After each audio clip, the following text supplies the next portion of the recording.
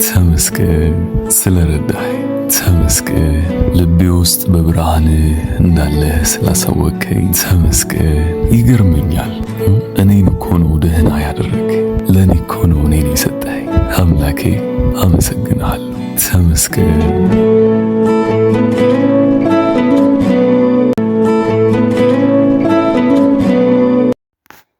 ሰላም ኮራት ተኸታተልቲ ብዘለኹም ኮይንኩም ነዛ ቪድዮ ትሪኡ ብምልእኹም ሰላምኩም በዝሕ ትርፍ ይበለለይ። ትማሊ ኣብ ዝሰደድክዎ ቪድዮ ናብ ዝኾነ ጉዳይ ተዓዲመ ኣለኹና እንድሕር ደኣ ሞችኒ ብሎግ ክሰርሐልኩም እየ ኢለኩም ነይረ።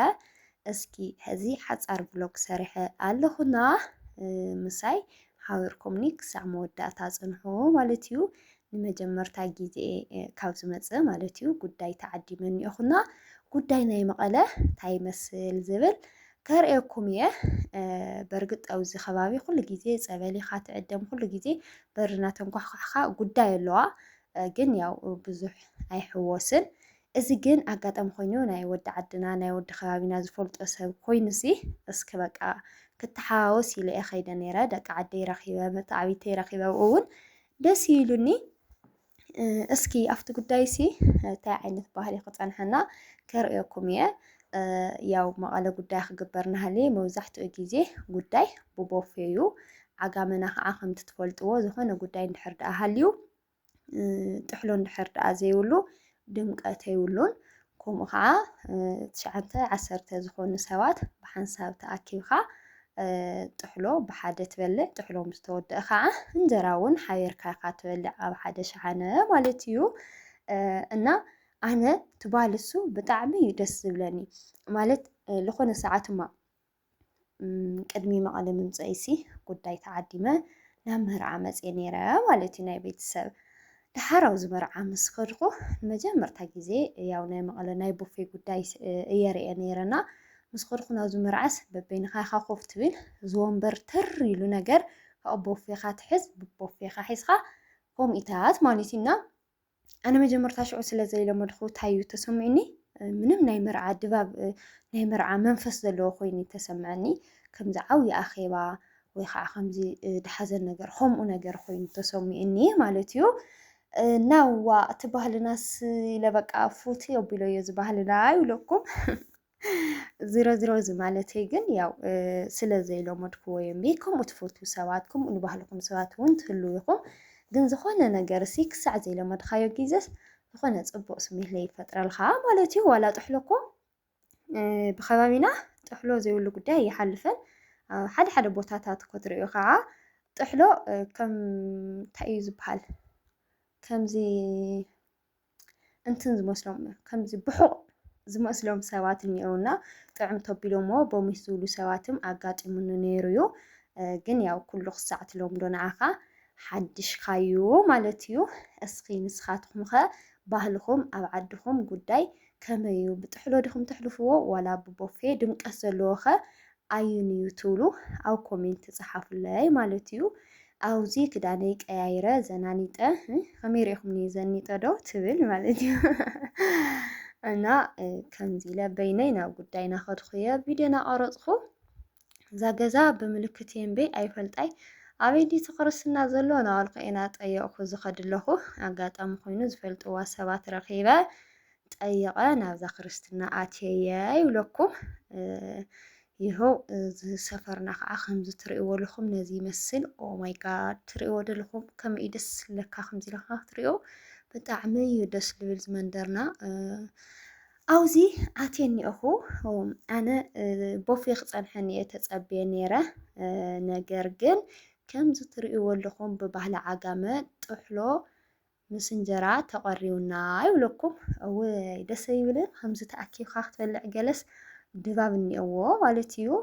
ኣነ ደኣ ዘይተሓሰበ እዛ ጥሕሎና ብልዕ ኣቢልና ይብለኩም። ይኸው ከምዚ ኢልና ተኣኪብና ጥሕሎና ናበላዕና ኢና ኣለኩም። በርግጥ ኣነ ና ጥሕሎ ሙር ጥሕሎ ኣፍቃሪት ይኮንኩንዋ። ግን ከዓ ጉዳይ ገለ ተኮይኑ ከምዚ ደስ ዝብለኒ በቃ ኣክብ ኢልካ ምናምን ኣብ ጉዳይ እውን ብጣዕሚ ጥሕሎ ዝበልዕ እና ይኸው ኣብዚ ፃሕልና እናተገልበጠት እያ። ጉዳይና ዓጋመና ብኸምዚ ክሓልፍ ደስ ይብለካ ተቐደም ቀደም ስታይል ነይረስ ኣይ ጥሕሎ እዚ እውን ከም ቀረየ ቦፌ ከም መፀ ገለ ይብል ነይራ ሓደ ሓደ ዋላ ዓጋመ ኮይኑሲ ኣብ ሓደ ሓደ ሎም እናተለመደ እንድዩ ብቦፌ ግን ከዓስ በተለይ ምስቲ ባህልና ጥሕሎ ይኸውን ዘለዎ ኢለ እየ ዝሓስብ ይኸው ኣብዚ በላሊዕና ከምዚ ትርእይዎ ኣለኹም ከዓ ደገና ወፂና ገዛይና ኸድኩየ ማለት እዩ እኒአዎ ኣየር ክነግረኩም ይኽእል ደመናማ ነገር እዩ ነይሩ ንፋስ እናተወቃዕኹ ቀስ ኢለ እየ ንኸድኩ ነይረ ይኸው ኣብዚ ሓደሽቲ ገዛውቲ መዓት እዩ ዝስራሕ ኣሎ ከምዚና እኒአዎ ንፋስ ደስ ክብለካ ማለት እዩ ብዙሕ ደገ ወፂእ ይፈልጥንና ግን ደገ ተወፂኻ ከዓ እተ ገዛ ይመፀካይ ደስ ዝብል ኣየር እኒአዎ ደስ ዝብል ከባቢታት እዩ ከምዚ ትርእይዎ ኣለኹም ዝሮ ከምዚ ነይሩ ማለት እዩ ናይ ክርስትና ወይ ከዓ ናይ ጉዳይ ውዕሎና ጉዳይ ብኸባቢኹም ከ እንታይ ሒዝካ ይኽየድ ዝኾነ ሰዓት እሲ እንታይ እናዕለሉ ሰሚዑ እዮም ዝኾነ ሰባትስ ኣብ ዓዲግራት እዩ 40 ድዩ ተስካር ሓዲኡ ኣብ ዝኾነ ከምኡ ዓይነት ድግስ ተገይሩሲ ካብኡ ካብ ዓድና ሓደ ወዲ ዓዲግራት ነይሩስ ንዕኡ ሒዞም ክኸዱ ኣረቅታት ሕሩጫት መዓት ሒዞም ከይዶም ማለት እዩ ባህልና ጉዳይ ተኾይኑ ኣረቂ እና ሕሩጭ ብቻ ሰብ ዘለዎ ይሒዙ ልኸድ ማለት እዩ ብፍላይ ኣረቅና ሕሩጭ ኩሉ ግዜ ሒዝካ ልኸየድና ድሓረይ እዞም ደቂ ዓድና ምስ ወዲ ዓዲግራት ኣረቂታት ሒዞም ከይዶም ማለት እዩ ካብኡ ኣብዚ 40 ድዩ ተስካር እቱ ምስ በሉስ ዘረቅስ ኣይንቕበልን ኢሎሞ ይምልስዎይ እንዴ ርኢኹም ዶ ካብ ከባቢ ናብ ከባቢሲ እቲ ባህልስ ይፈላለ ህዚ ዕዳጋ ሓሙስና ዓዲግራት ያው ተመሳሳሊ እዩ ግን ኣብ ዓዲግራት ኣረቂ ኣይንቕበልን ኢሎም እንዳለ ረቅታት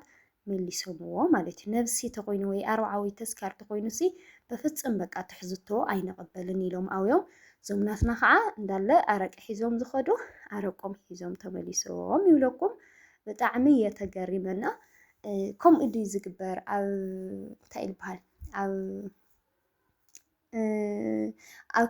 ማነው ኣብዚ ተስካርና በርብዓ ጥራሕ ዲኸ ወይስ ኣብ ኩሉ ጉዳይ እዩ ከምኡ ዝግበር ደቂ ዓዲ እንድሕር ደኣ ሃሊኹም እስኪ ባህልኩም ኣላልዩኒ ብኸባቢኹም ከ ከመይ ይግበር ትሕዝቶ ይፍቀድ ዶ ኣይፍቀድ ኣብ ከባቢና ያው ዳርጋ ጉዳይ ልግበር ልትሕዝቶ እዩ በልዎ በቃ ከምኡ እዩ ከይሓስካ ላብ ጉዳይ ምኻድ ብጣዕሚ ይኸቢድ ብጣዕሚ መሕፈሪ መሰከፍ እውን እዩ ማለት እዩ ብባህልና ዋላ ተስካር ይኹን ዋላ 40 ይኹን ዋላ ክርስትና ይኹን ዋላ ዝተፈላለዩ ጉዳይ ተኮይኑ ዝኾነ ትሕዝቶ ግዴታ ሒዝካ ክትኸደለካ ማለት እዩ ምናልባት ግን ኣብ ሓደ ሓደ ገዛውቲ ብፍላይ ሎሚ ፀበል ናይ ኣምላኽ እንድሕር ደኣ ዝገብሩ ኮይኖም ጥራሕኩም ንዑ ዝብሉ ሰባት እኒአው ማለት እዩ በርግጥም ከዓ ናይ ኣምላኽ ፀበል ተኮይኑሲ ምንም ትሕዝቶ ሒዝካ ክትከድ ኣይግባእን መፅሓፍ ቅዱስና እውን ከም ዝብሎሲ ንኣምላኽ ኢልካ ክሳዕ ዝሰማኻዮሲ ሒዙልካን ዘይመፅእ ሰብ ንጥሙያት ተብልዕ ከም ዘለካ ኢሉ ዝዛረብ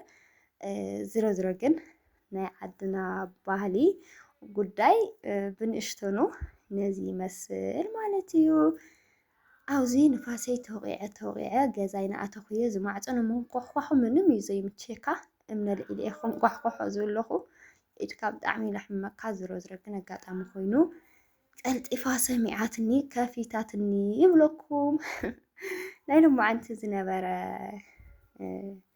ቪድዮ ነዚ ይመስል ያው ናይ ትማሊ ብሎግ የሒዘልኩም መፅአ እኒአኹ ኣብዚ ይኸው ከምዚ ለኣትየ ገዛይ ማዕረይ ብሰላም ኣትየ ይብለኩም እና ሰሰናይ ንኣኹም ብጣዕሚ ዝፈትወኩም ባህልኩም እስኪ ኣላልዩና ጉዳይ ኣብ ዓድኹም ከመይ ይመስል ኣብ ኮሜንት ፃሓፉለይ ብጣዕሚ ዝፈትወኩም ሰሰናይ ንኣኹም ቻው